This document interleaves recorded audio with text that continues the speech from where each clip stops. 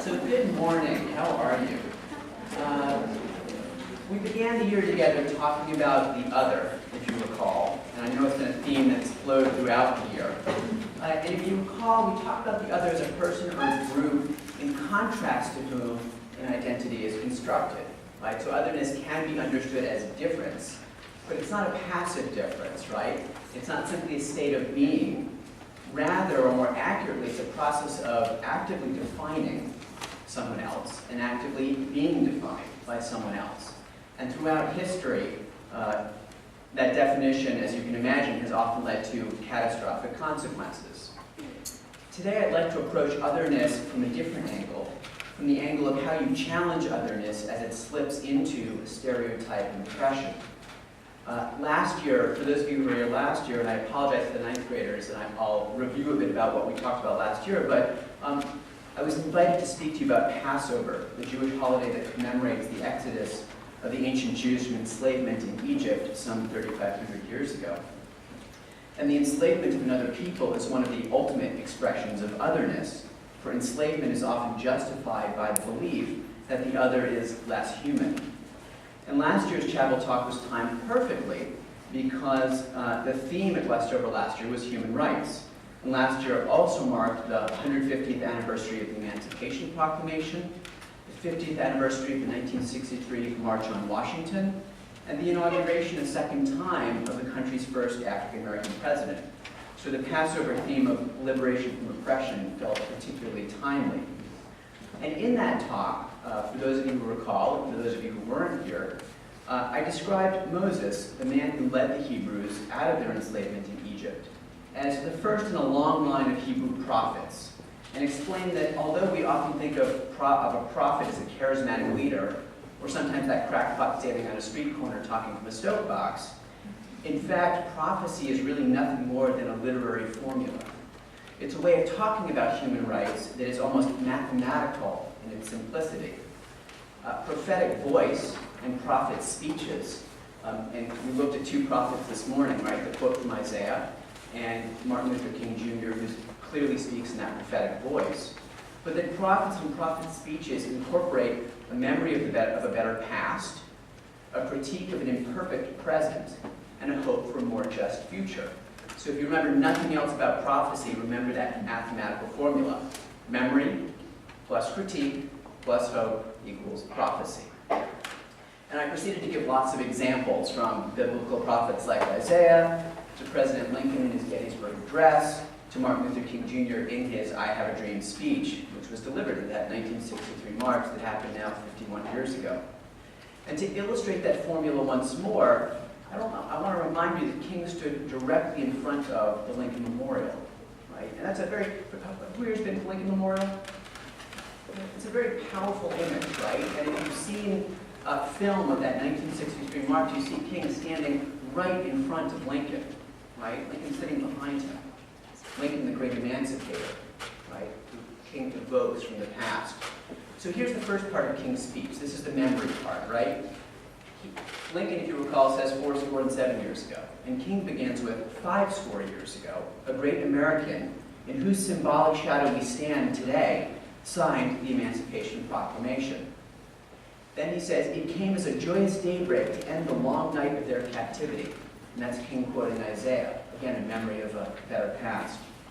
And then he goes on to say, when the architects of our republic wrote the magnificent words of the Constitution and the Declaration of Independence, they were signing a promissory note to which every American was to fall heir. This note was a promise that all men, yes, black men as well as white men, would be guaranteed the unalienable rights of life, liberty, and the pursuit of happiness. That's a memory of the founders of the country, right? And then King launched into critique. He said, it is obvious today that America has defaulted on this promissory note insofar as her citizens of color are represented. And King described in detail the ways in which 100 years later, African Americans were still crippled by the manacles of segregation, that they lived on a lonely island of poverty in the midst of a vast ocean of material prosperity, and that they continued to feel like exiles in their own land. But King dedicated the majority of his speech to hope, right? That's the hope for the future, stating that We have also come to this hallowed spot to remind America of the fierce urgency of now. This is no time to engage in the luxury of cooling off or to take the tranquilizing drug of gradualism. Now is the time to make real the promises of democracy. Now is the time to rise from the dark and desolate valley of segregation to the sunlit path of racial justice. Now is the time to lift our nation from the quicksands of racial injustice to the solid rock of brotherhood. Now is the time to make justice a reality for all of God's children. And of course, King had a dream, the most prophetic of actions, the act of imagining the future. But today I want to challenge, actually, the notion that prophetic voice and great charisma is the only way to challenge oppression. In fact, this prophetic voice, as I alluded to last year, is a distinctly male voice. And this prophetic tradition was, for a long time, an exclusively male tradition. In fact, in the early American Republic, during the period of the great abolitionists, it was not even considered proper to women to address a public mixed-gender audience, which was at the time known as a promiscuous audience. It's kind of funny for us to think about that today, but that's what it was known as. In fact, the first time a woman, to our knowledge, is known to have spoken in front of men in the U.S. ever was in 1831. In that year, when Maria Stewart, an African-American abolitionist, took the stage for the first time, breaking all kinds of barriers, she only had the male example of public address on which to model her own speech. And when she started to prophesize on that public stage, she was pelted with debris and forced from the stage. And people took notice. The second woman to speak in public in the United States was Sojourner Truth, another African-American woman. Truth, knowing that she would not be able to speak uninterrupted if she adopted a male voice, looked to the Bible for an alternative to the other biblical voice, the prophetic voice. And she found Queen Esther. Now, when I understand last week you all saw the rest of our faculty's glorious production of the Purim story. Although I understand Mr. Hungerford did not play in his usual starring role of King Ahasuerus, but was ably supported by someone else this year. And I want to ask you the question, you've seen the story, some of you have actually read the story. Why do you think that Queen Esther might have intrigued Sojourner Truth? She's not the only woman in the Hebrew Bible. Why Esther? And I'm actually asking you the question. Yeah? Because she's the king. What's that? She went unannounced the king. She went unannounced the king, okay. And what about that? Why do you think that in particular intrigues Truth? Well, because when you go unannounced the king, you get defeated and they get killed. Okay, so she was taking a real risk, right? Excellent. Any other thoughts about that? Blank slate? Nothing going on today? She was powerful because she was a woman. Like, we liked her because she was beautiful. Ah, so maybe she used her feminine wiles, right, with the king, and yet she knew it was quite a risk, right?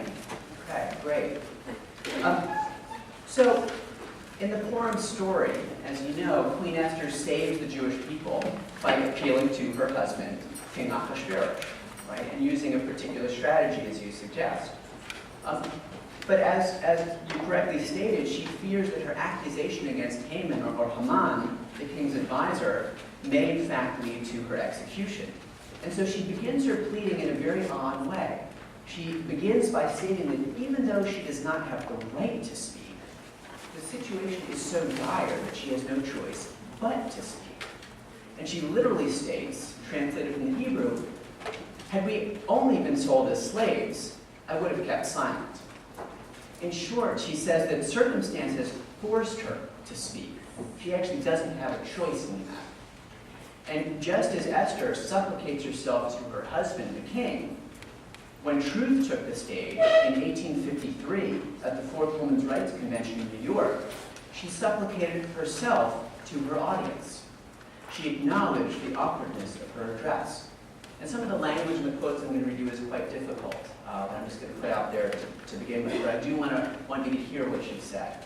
Okay? So she said, I was born in this state. I've been a slave in this state. And now I'm a good citizen of this state. I was born here, and I can tell you I feel at home here. I've been looking around and watching things, and I know a little bit about women's rights too. I know it feels funny, kind of funny and tickling to see a colored woman get up and tell you about things and women's rights when we've all been trampled down so nobody knows we'd ever get up again. But we have come up tonight here. Now, this is not to say that everyone in the audience acted kindly. A number of young men intent on disrupting the proceedings paid for admission and heckled many of the speakers.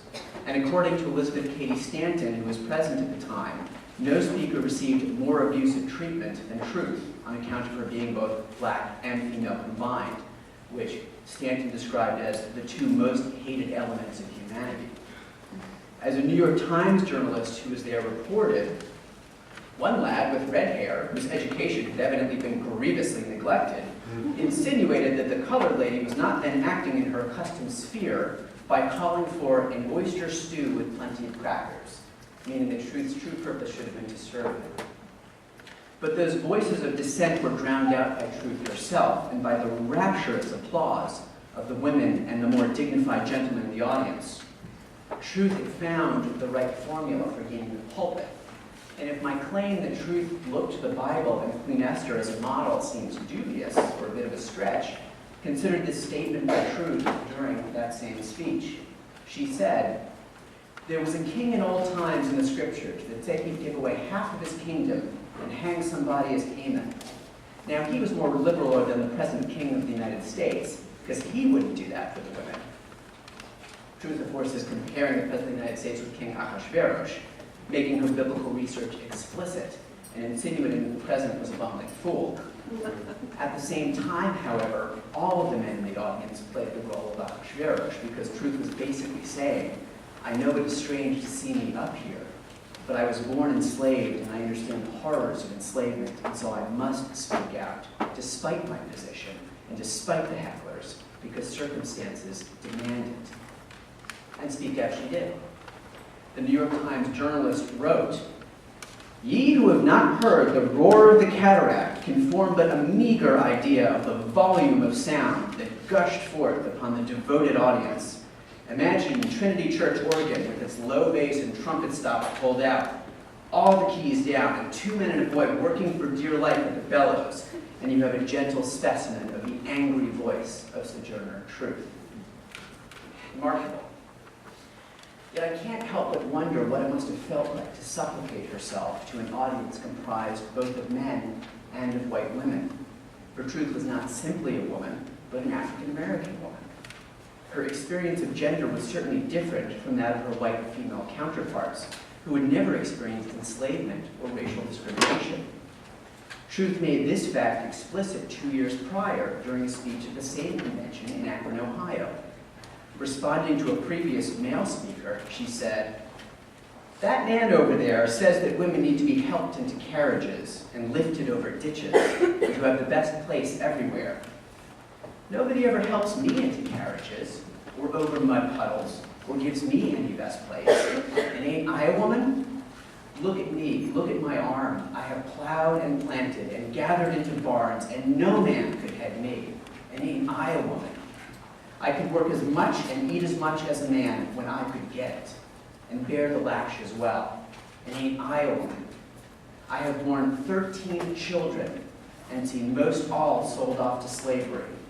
And when I cried out my mother's grief, none but Jesus heard me, and ain't I a woman?" Also remarkable about the Times journalist's article is the attention he draws to Truth's angry voice, as he calls it. It never ceases to surprise me, even to this day, how often white people feel surprised by the anger of people of color. Let's remember that for all people, those who are disenfranchised as well as those who are privileged, anger should be the correct response to oppression. But what Truth and what Stewart demonstrate to us is that anger can be channeled through different strategies to achieve results. Truth and her contemporaries surely witnessed the futility of Maria Stewart's prophetic style and short-lived public speaking career. Truth made a choice to find another, more effective route. And this is not to say that Stewart should be faulted for her failure to achieve the pulpit. Rather, it should remind us that activism is a tricky business. and that it requires us to learn from our predecessors, to experiment with new strategies, and to find the approach that will achieve the best results with as little damage to our self-esteem as possible. It may be that Stewart knew that her approach would fail, but that she couldn't stomach supplicating herself to a bunch of men who would never know the trauma that she experienced. And although Truth had a successful speaking career, we may never know whether her speeches reflected her authentic voice or the voice she adopted in order to be heard, just as Queen Esther adopted a particular voice in order to be heard. For all we know, Truth may have gone home and cried or vomited after every speech. Every time we engage in activism for what we value, we need to consider the balance between the particular strategy and its results and costs. So here's a contemporary example, right? On service learning programs in New Orleans after Hurricane Katrina nearly a decade ago, my students wrestled with whether their skills rested more in rebuilding homes, a fun task, albeit one more efficiently completed by professional carpenters, or in raising dollars back in New York for those same rebuilding projects. Right? And which were they going to be more effective? Which could they have more impact? And I'm sure that many of you have wrestled with the best way to make a difference as well. I want to workshop it for just a moment. I'm going to ask all of you by show of hands. How many of you in this room have been confronted with an injustice, whether directed toward you or toward someone else that you witnessed, and you struggled with how to respond? Makes sense? Okay, good. Now that you've outed yourselves, I'd like to ask one of you to give me an example of that injustice you either personally faced or witnessed, and describe for me the options that you thought through about how you might respond. You all just raise your hand. Yes, please. Well, I was walking by a man who was pulled over because when asked to be proven his citizenship, he wasn't. There was no reason. There was no reason for it. It just the police officer just wanted to look as though he may not have to be a citizen. And what were some of the options that you might have thought of that you could have done either in that situation or about that issue that may have been a response? I did not do anything in the situation, but later on when I was talking to my mom, the idea of just next time if I were to have it, just to maybe go up to the police officer and say, what about myself? Why don't you ask me in my case? Right, so there are lots of different responses. And you have to weigh what's the safest, right? It may be appropriate to go up to the police officer, but that may also put you into some danger, right? It may be about what do we think about stop and frisk as a policy, and how do I as a citizen respond to that policy? Do I write a letter? Do I intervene at the moment? Do I advocate with colleagues and friends to try to push a point in legislature? There are all different ways we can think of responding. We have to, as we think about our activist strategy, we have to think about what is the greatest impact I can have based on who I am and the power I have access to, while still making sure that I'm protecting myself and protecting others around me in appropriate ways. Right? So we have different ways of thinking about this, and I think what we learn from Truth and Stewart is that there are different strategies that we can apply, and we need to think about what are the best impacts that protect us in most effective ways. So I hope this was helpful in trying to shift the conversation about otherness to how do we actually address otherness when it slips into oppression? What are the options available to us? So thank you very much for your time.